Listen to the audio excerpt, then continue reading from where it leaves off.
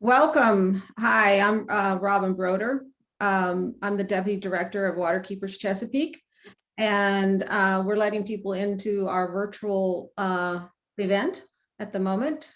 And once everybody gets in, we'll get going.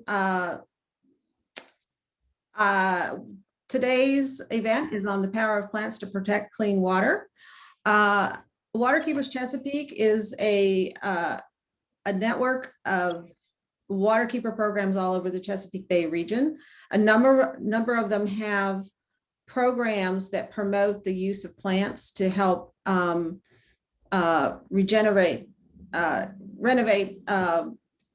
lands, but also protect waters. And so they have programs for consumers and residents. They have programs to do major restoration and restoring of streams, and a whole host of different things. And so we're gonna chat with our waterkeeper programs today to learn what they're doing in their watersheds and how, and share resources for you if you want to do things in your own yard or neighborhood or get involved in your waterkeepers programs.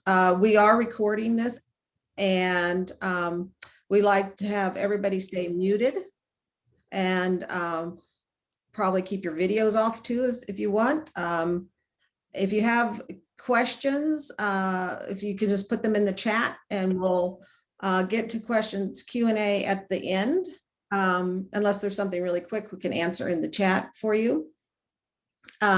If you would like, you can identify yourself in the chat and just tell us if you're with an organization or where you live, so we can kind of get an idea of who all's joining us for this lunch and learn today.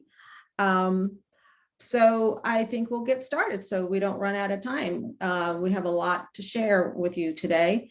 First, I would like to introduce Mary Lewis, who's the nursery assistant at the Herring Run Nursery that is run by Blue Water Baltimore. It's a native plant nursery, and so she has a specialty in that area, and she's going to share what they're doing at Herring Run and at Blue Water Baltimore. So welcome, Mary. Thank you, Robin. As Robin mentioned, I work for Blue Water Baltimore, and I'm our assistant nursery manager. Just a brief overview of who we are at Blue Water Baltimore. We are a waterkeeper organization. Well, a little bit about me first. So I've been working with plants for over 13 years. I developed a passion for native plants when I was introduced to Blue Water Baltimore, actually about 3 years ago. And at Blue Water, it's our mission to restore the quality of Baltimore's rivers, streams, and harbor to foster an environment, a healthy environment, a strong economy, and thriving communities. We're a multifaceted organization, and we have several programs that work cohesively towards this mission. First, we have the Baltimore Harbor Waterkeeper, Alice Volpitta, and our advocacy team. So we're out in the streams, collecting water samples and posting that data to a website, howsthewaterhun.org. So if you're interested in learning more about our water quality monitoring data, you can find it there. Or you can go to our website, bluewaterbaltimore.org. We advocate for legislation that's going to make the Baltimore area cleaner and greener. Second, we have an eco-literacy program, which is headed by Michelle Anderson, where we work with schools and community organizations to spread the word about current issues and impacts and ways that we can make a difference in our communities. Third, we have a community forestry and environmental construction team. And those folks are on the ground in communities actually planting trees, partnering with community leaders to identify areas in Baltimore that are in need of green stormwater infrastructure, and we will find funding for that. And lastly, we have Herring Run Nursery, where I work, and we grow and sell plants that are indigenous to the Chesapeake Bay watershed. When we're fully stocked, we have over 250 species of native plants available. And this unique program helps draw the connection between private property and conservation landscaping and how we can make a difference to protect our waterways on our property. We work with homeowners, landscapers, community and government organizations to spread the word about native plants and also to supply plants for restoration projects and just regular landscaping. We can go to the next slide.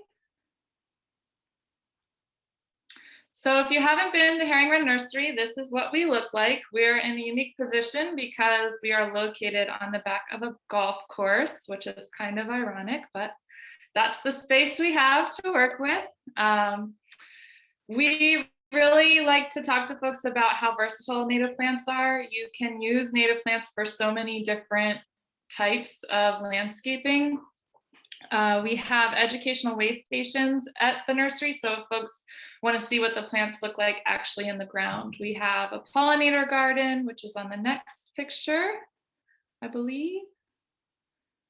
So this is our pollinator way station. This was put in during National Pollinator Week of 2017, I believe. We also have a meadow and an edible and medicinal garden. And for folks that are not sure where to start and are very overwhelmed, because it can be overwhelming trying to choose the right plants, we also offer home consultation services for $150 per hour. Either Rob or I will come to your property if it's within Baltimore City or County and help you come up with some ideas for what you can do with your space. It is a bit tricky to find us. As I said, we're on the back of the Mount Pleasant Golf Course, and you actually have to use their service road to reach us.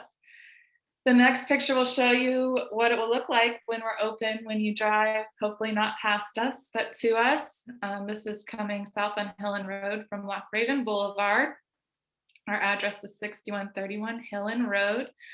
If you haven't been with us before, our parking area is about 200 yards from the nursery proper. We do offer handicap parking at the nursery gate, but we have a golf cart that will transport all of your things back to your vehicle, so you don't have to haul them all the way back. A lot of people wonder that when they're walked down to the nursery.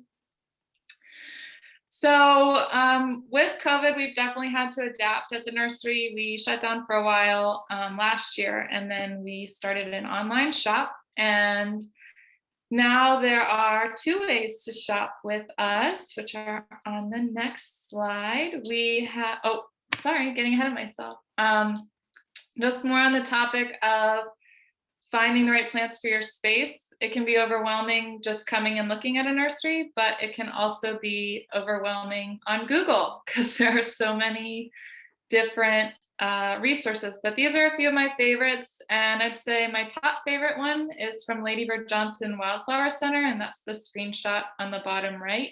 They have a searchable database where you can put your state, and then you can select your soil conditions, your light requirements, what season you want it to bloom, any of those things, and it comes up with a list. You can bring that list to the nursery and see what we got. And so that's just a good place to get started. And now on to how you can shop at the nursery. We have an online shop, which is open 5 p.m. Saturday to 5 p.m. Wednesday. And those are for online orders for curbside pickup.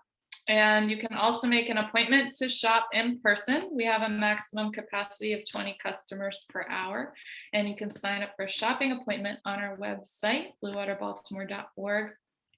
We are doing, normally we would be doing all kinds of events all season long, but this year we're keeping it small. And on Earth Day, which is this Thursday, we will have an eco-literacy and engagement table.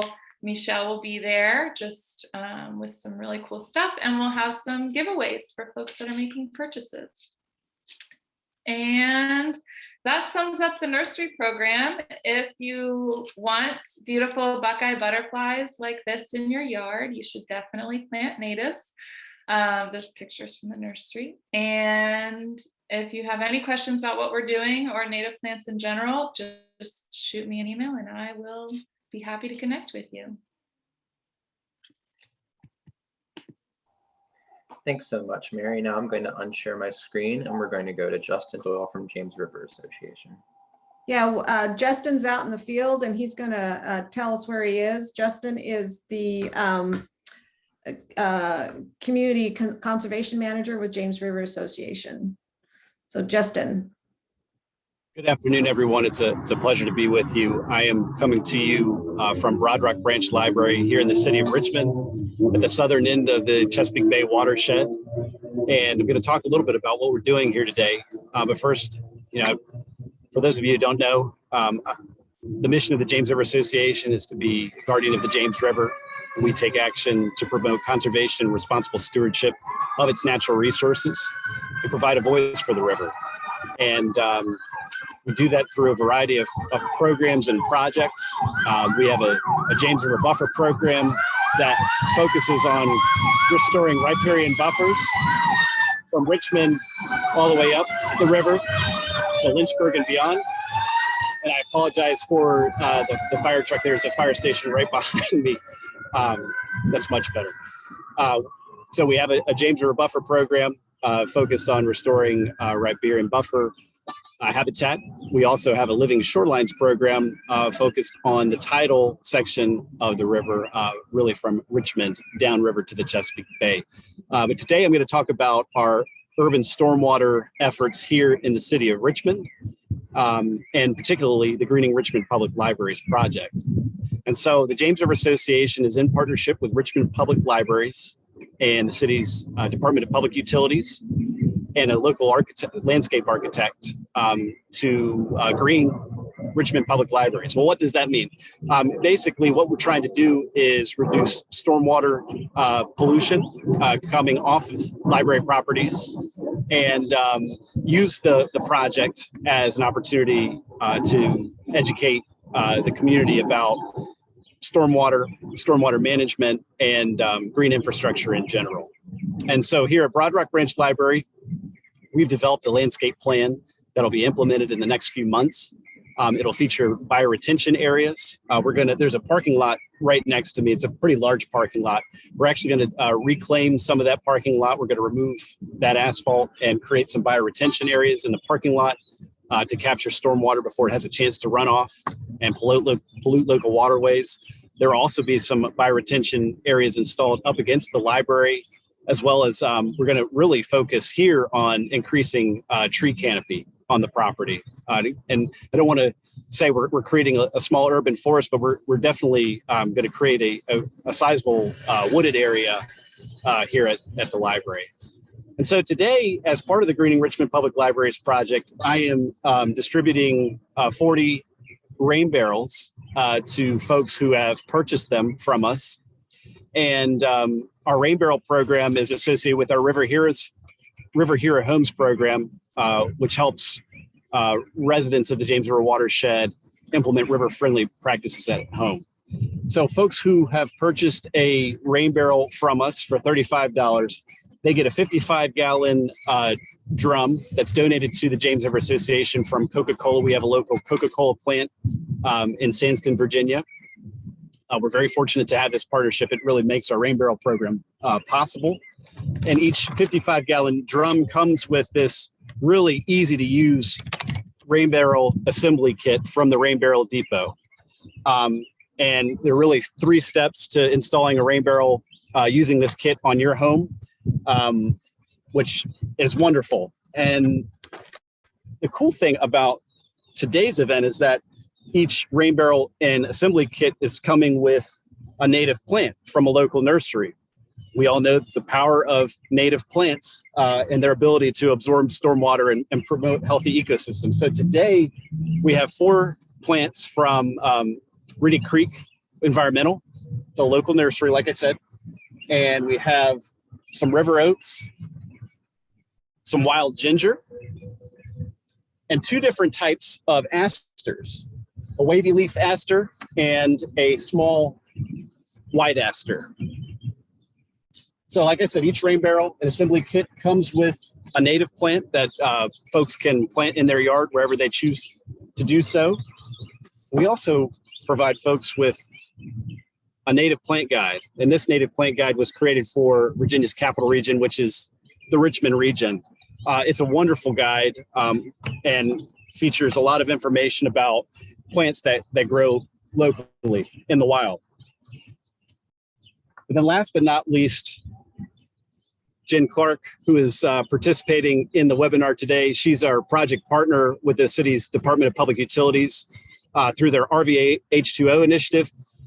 They have provided us with pet waste bags.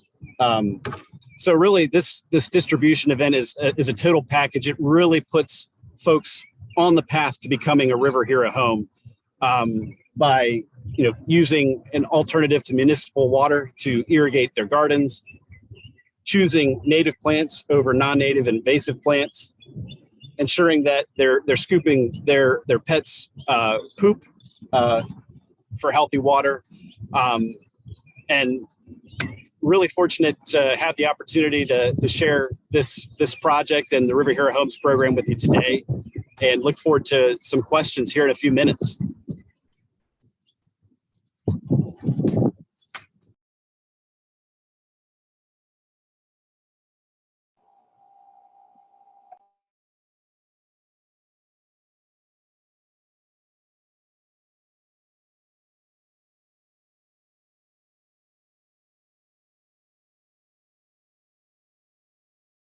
All right, thank you so much, Justin. Now we're going to move to Zach Kelleher, your Sassafras River Keeper, and he works at Shore Rivers.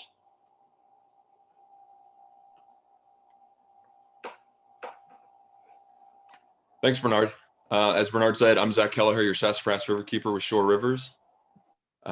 Next slide, please.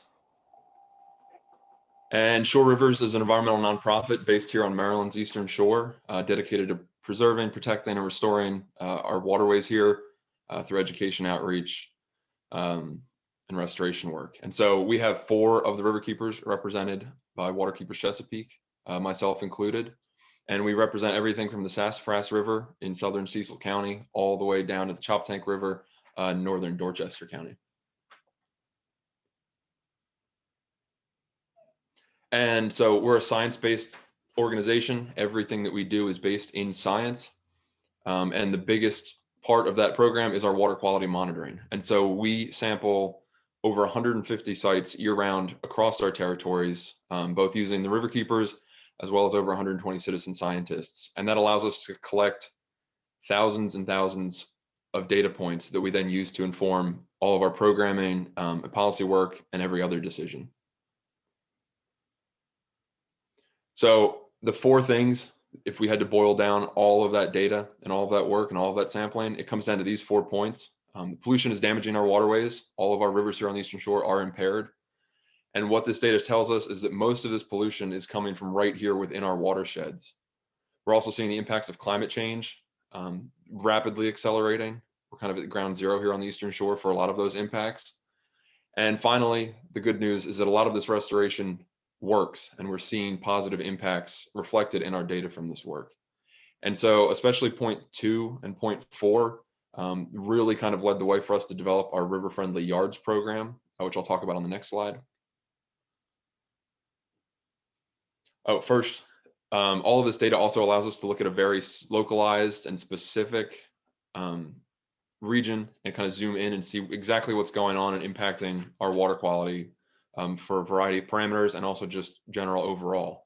And so as you can see here from this heat map from a year or 2 ago, our water quality tends to get better as we move further downriver, closer to the bay, which really just reinforces the fact that this pollution is originating from within the watersheds in our local communities, in our local farm fields, in our local neighborhoods. Next slide.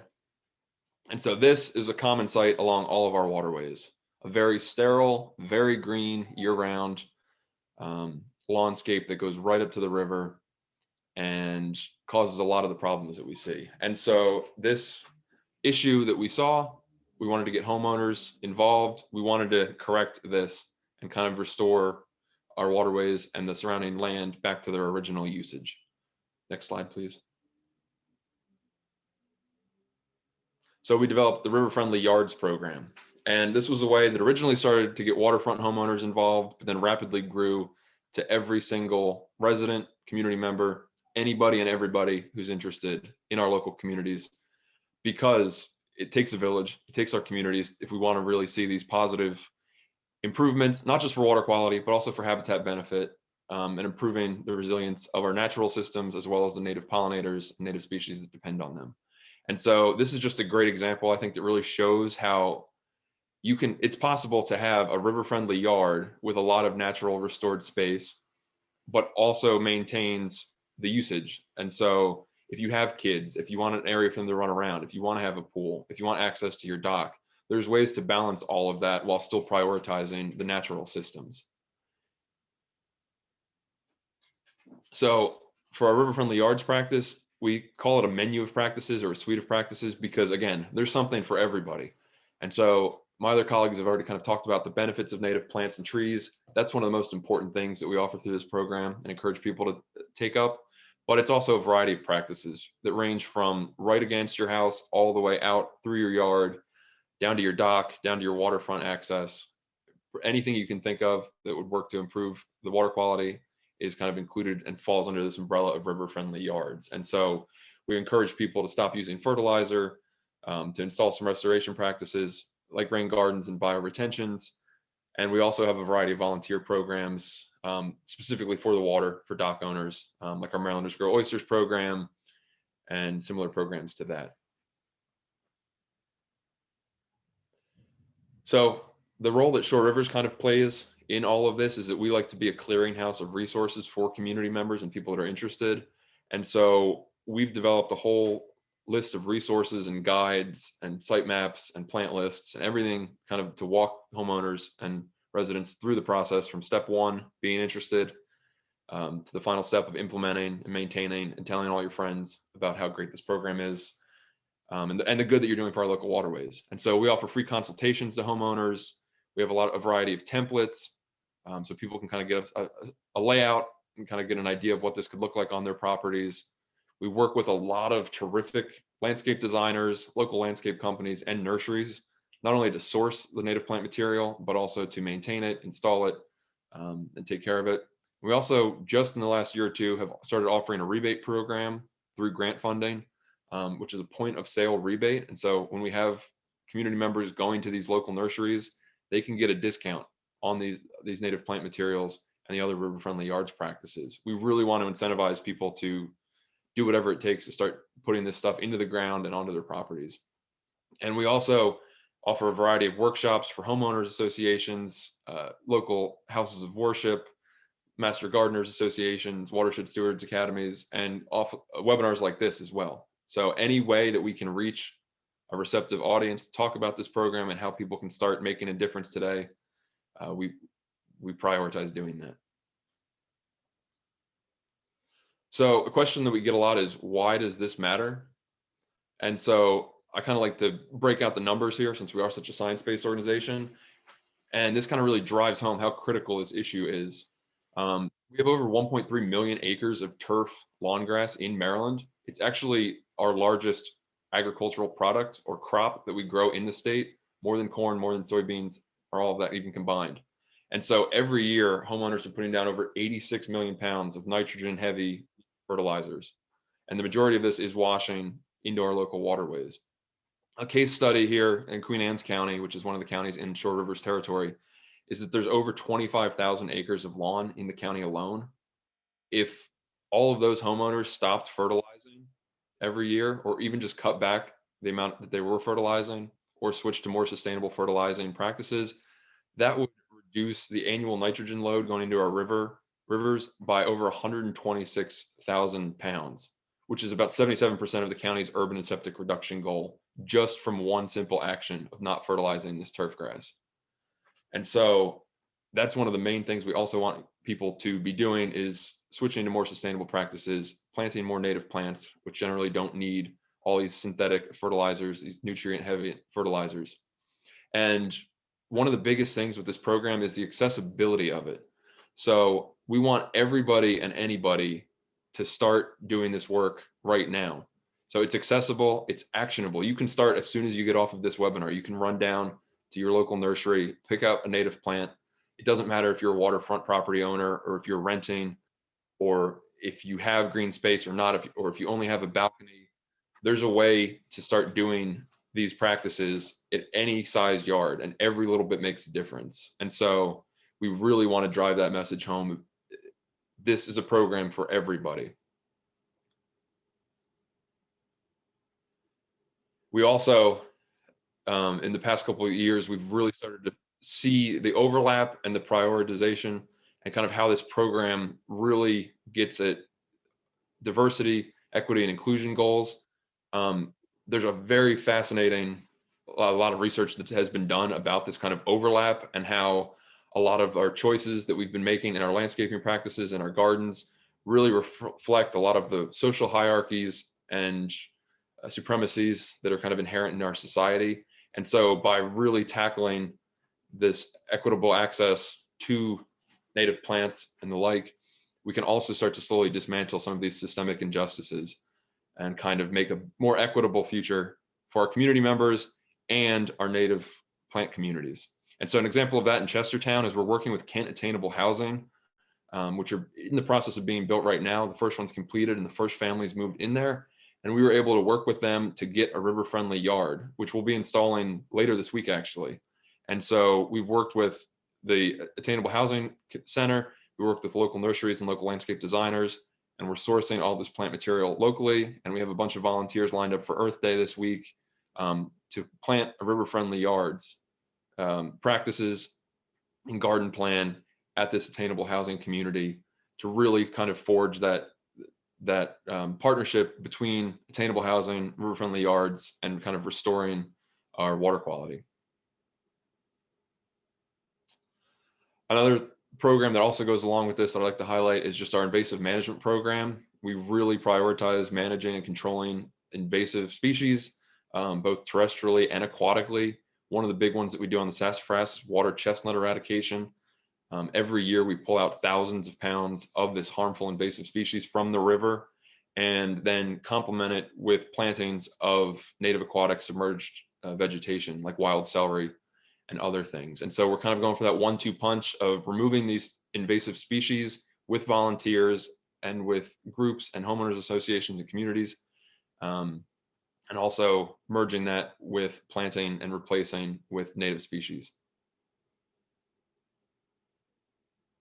And then finally, this is a meme that I saw come up in one of the native plant groups I'm in, but it kind of really just reinforces the point that we don't still dress like this, but that time period is basically where most of our gardening practices come from.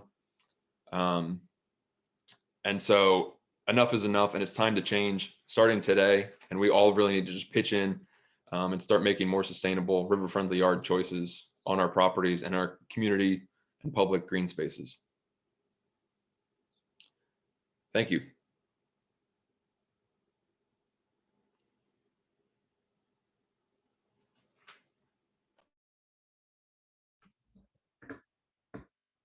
Hi, next we're going to hear from Bernard Devlin, our Communications and Outreach Associate here at Waterkeepers Chesapeake, about our Clear Choices Clean Water campaign. All right, thank you, Robin. And thank you everyone for joining us today. Waterkeepers Chesapeake started with the Clear Choices Clean Water campaign back in 2019. It is a national effort that began in Indiana, and there are several chapters that are more local. So we have the Clear Choices Clean Water Chesapeake Bay campaign. This is our new and improved website. As you can see, when you navigate there, there's an option to take the pledge right away. We currently offer 6 pledges that you can take to protect our waterways. So we have a Pick Up Pet Clue pledge, we have the Plant Natives and Pollinators pledge, use less fertilizer, you can grow soil health, plant and care for your trees, and also participate in volunteer service in your community. Today we're going to focus on the Plant Native Plants and Protect Pollinators pledge. So if I click on that, it'll take me to a page with more information about the pledge. So we have several different resources down here that are local. So you can see Herring Run Nursery, Blue Water Baltimore, Chesapeake Bay Native Plant Center. It shows the last person that took a pledge in our area. And then also, this is where you would start to take the pledge. So if I fill out, test, just so I can show everyone, test@gmail. I heard about us, I'll say from Facebook, from Waterkeepers Chesapeake, and oh, there we go. And street address, I'll just say Annapolis. And if I navigate to next, give it a second to load. I didn't like something that I put in, gmail.com. There we go.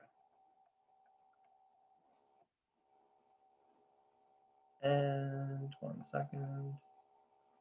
There we go. So you can select an option that you can pledge to create a native plant rain garden. You can pledge to use native plants in your landscaping, and you can pledge to protect pollinators.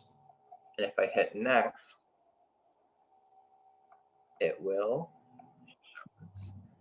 the amount of area that you'll be planting. So you can choose whether it'll be in acres or square feet. I'm going to choose square feet for a smaller yard example. I'm going to say that my planting space will be about 30 feet by 45 feet. And then it will automatically calculate how much sediment you're going to reduce in your garden per year. So pounds per year of sediment reduced, phosphorus reduced, nitrogen prevented, and algae prevented. And then it also comes with assumptions from the EPA load reduction model. So when you go ahead and submit your pledge, you will receive an email automatically thanking you for taking the pledge. And then a few weeks after you take the pledge, you'll receive another follow-up email. And then I just received a 6 months since I've made a pledge email. And then also a year after you take the pledge, you'll receive a reminder to check back in with Clear Choices. So it's non-invasive, but it does send you gentle reminders to let you know that it's time to take your pledges or revise them. So if you have a different planting area. There are several resources available on our website that deal with all different 6 pledges. So you can go to our resources list and view them all there or search to navigate them. We also have an impact map available that shows you the amount of people in the Chesapeake Bay watershed that have taken pledges for Clear Choices. So as you can see, I have all 6 pledges selected currently, and that'll show you everywhere from Frederick over to Chestertown on the Eastern Shore. And you can click and see just the person's first name, their location, how many pledges that they've taken, and what they're doing to help our waterways in their area. That is pretty much the Clear Choices Clean Water campaign. Please feel free to submit any questions that you may have in the chat. And in just a moment, we'll be getting to our question and answer session of this program. I'm going to go ahead and unshare my screen and then reshare it with the rest of our PowerPoint so you can see the resources from some of our other presenters today.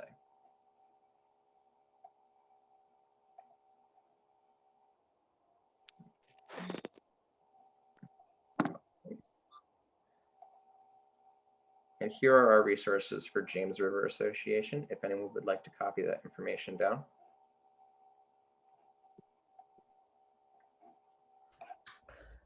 We'll be sending a follow-up email with lots of resources and information for you. So if you don't get it all right now, you'll receive an email with all of this. And here's our final question slide with the contact information for our presenters today. And before we go forward into questions, and we have a lot of good questions in the chat. I did want to take a moment and thank Mom's Organic Market for sponsoring this event today. They sponsor a lot of our events and they're a great partner to have.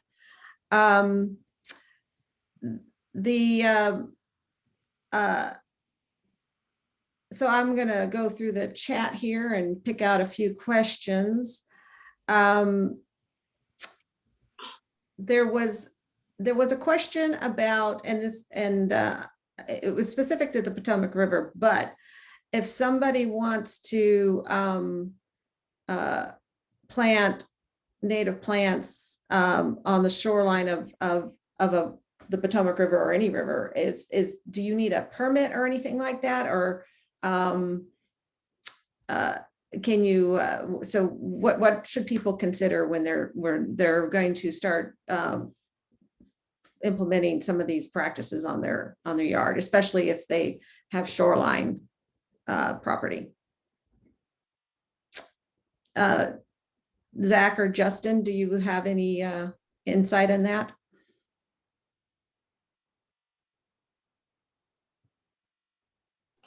I would just generally recommend, since the regulations kind of vary from county to county and state to state, I generally recommend that homeowners reach out to their local critical area commission just to make sure that those actions are allowed and don't need a permit, or sometimes they'll need a buffer management plan or other paperwork, just so they know kind of what's going on and make sure it doesn't need anything more intensive. So that's generally a first good step, or just calling your local county planning and zoning and kind of just telling them kind of what you're planning on doing.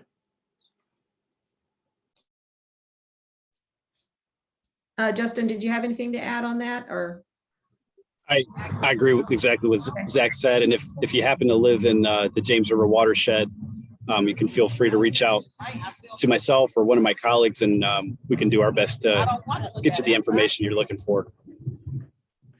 Thank you. Zach, while I still have you, somebody asked about what do you do with all that invasive chestnut material that you get out of the water? So it's a great question. We have to haul it all out. So we usually pull it up on shore and dump it out above the high tide line.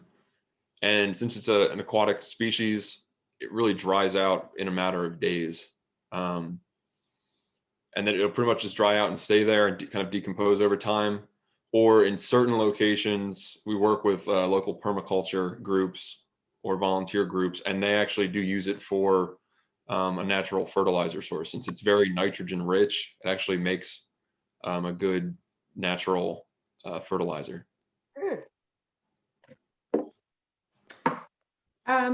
Here's a question that Mary, maybe you can help with. Somebody was asking, they're in Prince George's County, but just in general, if they want to do a sort of prioritize bay safe practices, but they have no budget to hire help, and they want to replace invasive plants with native plantings, do you have any recommendations for them?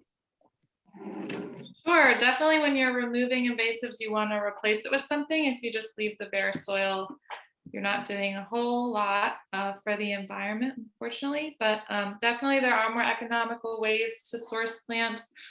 Landscape plugs are a great way. If you have a source for that, they are also available online. And then there's a lot of, if you're on social media, there's a lot of gardening groups out there where people will have plant swaps or they'll have a bunch of seed that they're willing to share or trade. So I definitely would, if you're interested in a more economical approach,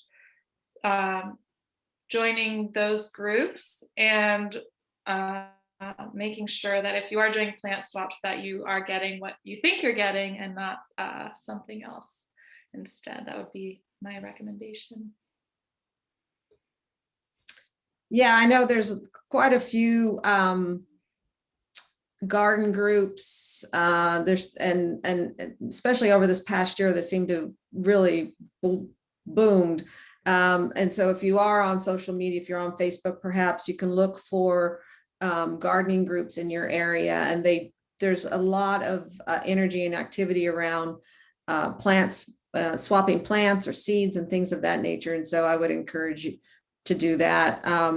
And also, if you're not on Facebook, Nextdoor, also there's often a lot of that type of thing going on the Nextdoor page.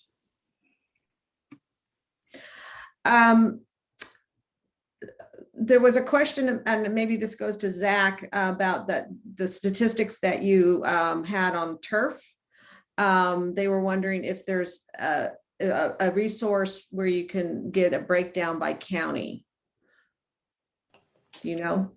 Yes. So the majority of that number that I listed, that 1.3 million, the majority of that is turf lawns. And there are county by county breakdowns, usually available on the county's website. or Maryland Department of Ag also has some studies that have been done. And I believe the USDA also did a study that kind of broke down county-specific numbers as well. Very good.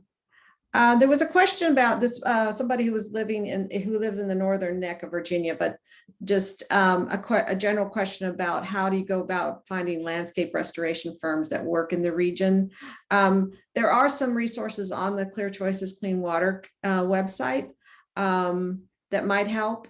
But does anybody have any suggestions on how people might go about finding landscaping firms that practice what we're talking about, river-friendly practices? Justin, do you guys have any resources on your website about that? And thinking about the Northern Neck, I think my colleagues who work on our Living Shorelines program may have some suggestions of firms that work in that part of the watershed. I can't think of any landscaping companies off of the top of my head that service that area, but if you get in touch, we could try to connect you with somebody.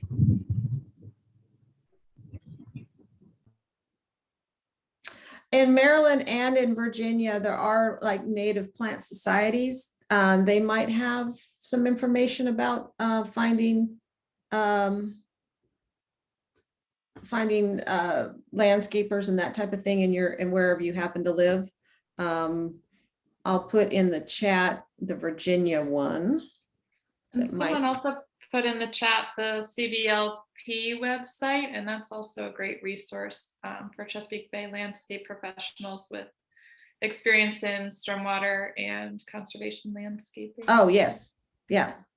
Very good. Thank you. We might put that resource on our website so people can find it.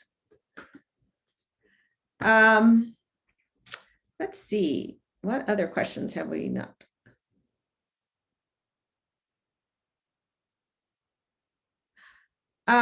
So Mary, I had a question for you, and this question, and there was a question in the chat that kind of goes to this a little bit, but they're seeing sinkholes near sidewalks and things like that. But I know Blue Water Baltimore has a lot of extensive program planting street trees and things like that. Can you talk a little bit about your tree planting programs? Sure. Our community forestry team works with leaders in the community and neighborhood associations to identify. We try to prioritize areas where homeowners might not have the luxury of going out and planting a street tree on their own, and areas where there aren't many trees in general. So we work with community members to find these areas, and then we do door knocking to help let folks know that the trees are coming and let them pick what kind of tree would be going in front of their house. And then we work with volunteers to get the trees in the ground. And we have several volunteer plantings coming up, and there are plenty of opportunities to volunteer. If you're interested in getting your hands dirty for clean water, you can do that. But we use mostly native species in doing that, and it helps in many ways by absorbing the stormwater, also cooling down the pavement, and supporting the local ecosystem. Great. There's a question that I think maybe the three of you can address, if you have any advice on how to convince like a business, their employer, perhaps their property, a church, or their like a homeowners association or things like that to go native and sustainable and implement these practices that we're talking about today. Do you have advice on that? Lessons learned?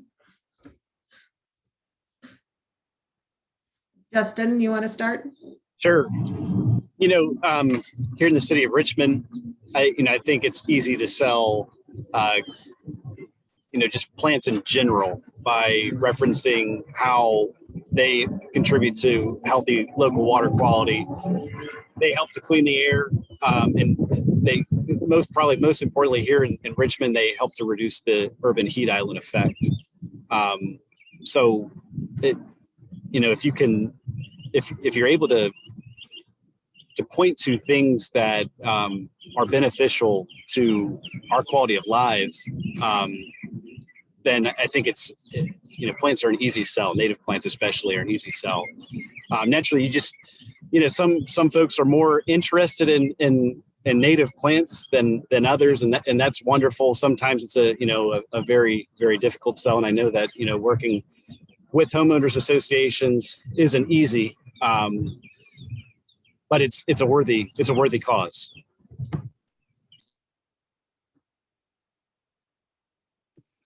I'll just say that I think one of the biggest fears of folks is the maintenance aspect of these projects. And while we always advocate that native plants are less maintenance than non-natives, it doesn't mean you can just plant it and forget it. So I think starting out with a basic knowledge of what the maintenance expectations are going to be, and making sure that there's either a company or a volunteer team within that organization, developing a green team within these organizations, and having someone be responsible for the plantings once they go in the ground, because there have been plenty of failed projects, especially stormwater BMPs, that are just forgotten about. And making sure that there's an understanding of what's to be expected in the next year and 3 years and even 5 years out is important. Because like I said, it is less maintenance and less fertilizer and less input over time, but that's not the same as no input. I'll agree. Setting clear expectations about maintenance and all of that is huge, since there are a lot of misconceptions about using native plants. Unfortunately, what we found a lot is obviously there's a good amount of people that care about the environmental impacts of these native plants and their communities. But ultimately, the biggest thing, or the biggest incentive, is the financial incentives and the financial kind of reasons for doing it. And so I can go give a bunch of talks and people say, okay, that all sounds great. Clean water, cool. We like that. But how much is this going to save the HOA every year? Or how much is this going to save me in gas for my lawnmower every year? Or how much do these plants cost? Or how much is maintenance going to cost me? Which is part of the reason that we've really kind of prioritized incentive programs, rebate programs, other ways like that to kind of lower that cost barrier and try to get more people in the door. Another big thing is with a lot of churches and community organizations, there's creation care. A lot of funders even prioritize projects like that, including Chesapeake Bay Trust. They do like a Stewards for Streams program, where these church groups and these organizations really are prioritizing taking care of the earth, taking care of the land that the congregation uses. And that's a pretty cool avenue to kind of engage non-traditional audiences or audiences that previously weren't in the fold. So Zach, we have a question that maybe you can help address, talking about sea level rise, killing hardwood forests on the Eastern Shore and that kind of thing. And how do tree plantings help? It's a win-win. I mean, the plants protect clean water, but they also help reduce carbon, and they keep the carbon in the ground, and they help with mitigating and impacts of climate change. So it's a win-win-win. But you want to talk a little bit about what kind of programs or what's happening on shorelines? Yeah, so that's a great question. And that's something that we deal with every single day here on the Eastern Shore. Sea level rise is about twice the national average here on the shore, on the entire Delmarva Peninsula. Because not only is the sea level rising, but the whole peninsula is also sinking and subsiding. So we get this question a lot, and we see it every day. I mean, there's the infamous ghost forest down on the lower shore in Talbot and Dorchester counties. And we're seeing huge acreages of marsh migration every year, where these marsh and wetland environments are migrating to more upland areas just as the sea continues to rise. And so it is a tragedy to lose all of these trees and to lose the carbon sink that they provide and that these wetlands are also providing. But that's all the more reason that we need to be making sure that people are kind of thinking 5 to 10 years down the road and planting these upland areas, planting their shorelines, not just maintaining the view and having to have a perfectly pristine vision, but there's ways to still get that plant material and that root structure holding and slowing down the erosion, while also having the benefit for the landowner. And so we really just want people to know that it's happening. It's basically inevitable, but the key is mitigating and slowing down that process as much as possible by doing these river-friendly yards practices as much as possible throughout your property.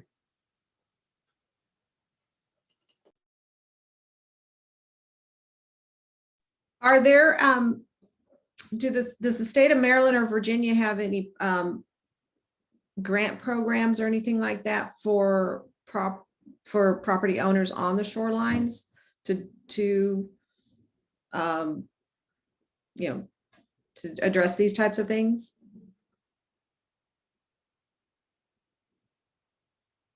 Maryland does offer a couple incentive programs or planting programs, like the Department of Natural Resources Tremendous program, or their wetland buffer program. There's usually free or discounted trees and shrubs available to homeowners. Justin, do you know if there's anything like that in Virginia?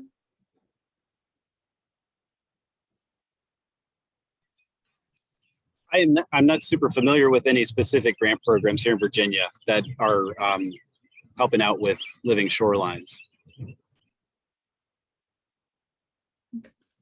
I know that in Maryland, there's also the Marylanders Plant Trees coupon. You can Google that, and most nurseries don't advertise that they take them, but Herring Run Nursery does accept them. So any tree that's $50 or more retail, you can get $25 off. And that's, like I said, accepted at most nurseries and in Maryland. And also, I think a lot of those more local grants are county specific. In Howard County, we have a rain garden reimbursement program. I think PG County has something similar. So that might be something to look into. There's a question maybe for Justin, because you were talking about rain barrels. People use rain barrels. Is there anything people need to consider about the water that's coming off their roofs that you use on your plants? Definitely don't drink water from your rain barrel. That'd probably be my best advice. But really that water coming off of your roof is generally fine to use in your flower beds, your vegetable gardens, your conservation landscaping. So one thing that happens over time with these 55-gallon drums is sometimes you'll have an accumulation of algae. So trying to do your best to keep the water kind of moving through the rain barrel is a strategy for kind of reducing the potential for algae growth. But simply put, the water coming off your roof is generally fine for garden uses. Somebody put in the chat that Charles County has a rain barrel rebate for stormwater feed. Is that a common thing in Maryland? And does that exist in Virginia? Is there any kind of incentives to put in rain barrels?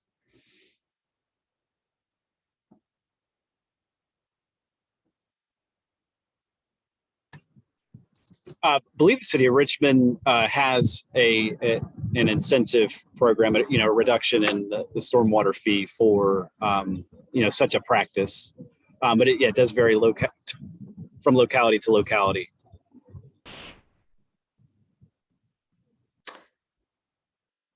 There was a question about what to do with, your asphalt driveway if you want to have something more natural. I mean, it can be very pricey, but you can, replace it with pervious surfaces, various types. But you could also put in,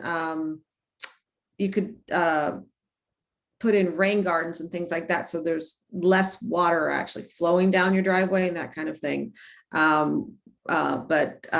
Maybe people do tear up their driveways and put in other things that are that can soak in the water. But I assume that I'm a homeowner. I assume it's probably kind of a pricey thing to do, but there could be you can research that as well. There's a lot of good information our different people in the audience are putting in the chat as well about rain barrels and stormwater credits and things like that. So everybody should take a look at that. We're getting to the top of the hour. I just wanted to ask, Mary and Zach and Justin, if there were any last pieces of advice or words that you would like to leave people with. And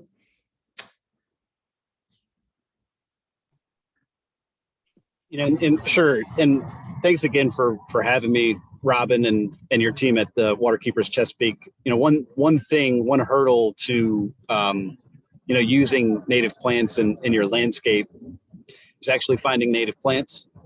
So find your local nurseries that provide them. And one mistake that sometimes folks will make when they are beginning to get into using native plants in their landscaping is choosing cultivars. So if you have the opportunity to choose a straight species or even a local ecotype, the plants we're using for the rain barrel distribution today are actually local ecotypes, which means the seeds were gathered by someone locally from our James River Park system, and he grew them from seeds. So they are plants that you would naturally find here in Richmond. So my point being is, avoid cultivars if possible, find straight species, and if possible, use local ecotypes. Just a word of advice as you become more interested in native plants.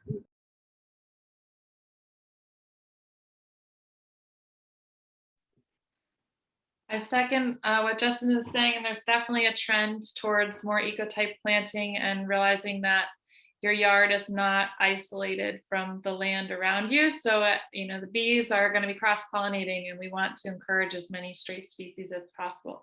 That being said, we do carry cultivars at Herring Run Nursery. And someone asked in the chat if we have May-apples or skunk cabbage. We do have May-apples. We do not have skunk cabbage currently. And I'll just say, come on out to Herring Run Nursery and see what you can do with your space. And thanks so much to Waterkeeper Chesapeake for putting this on.